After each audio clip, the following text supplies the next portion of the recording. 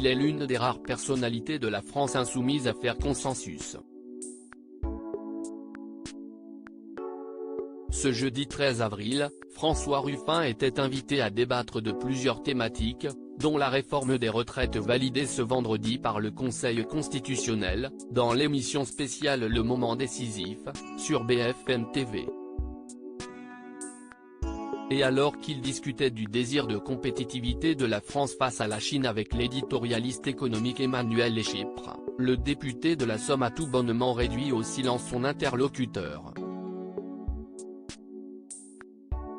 Vous pensez encore que CIST en continuant à diminuer les salaires, les normes environnementales, les normes fiscales, qu'on va être compétitif avec la Chine ? A lancé le politique. Pourtant célèbre pour son franc-parler et sa capacité à argumenter, le journaliste de 57 ans semblait bouche bée face à la question.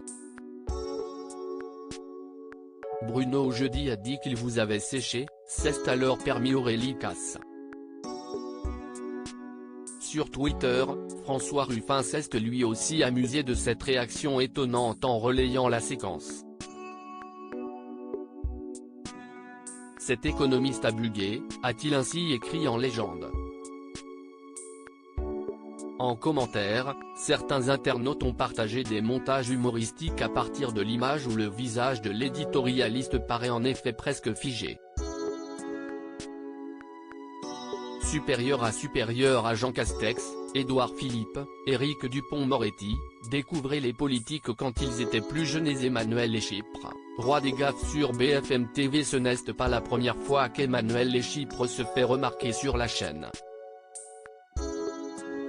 Le 7 février dernier, alors qu'une nouvelle journée de mobilisation contre la réforme des retraites avait rassemblé 2 millions de personnes dans les rues selon la CGT, le journaliste était arrivé en plateau avec un texte étonnant.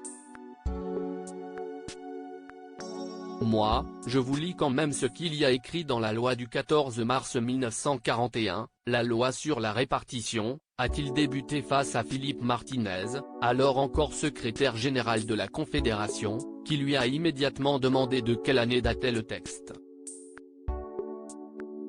1941, a maintenu l'éditorialiste de BFM Business, sans se rendre compte qu'à l'époque, la France vivait sous le régime de Vichy.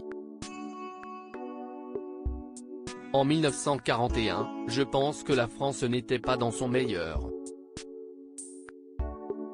Mais, vous avez le droit de prendre des références de Vichy, mais si est un peu compliqué, avait alors insisté le prédécesseur de Sophie Binet, soutenu par Aurélie Casse.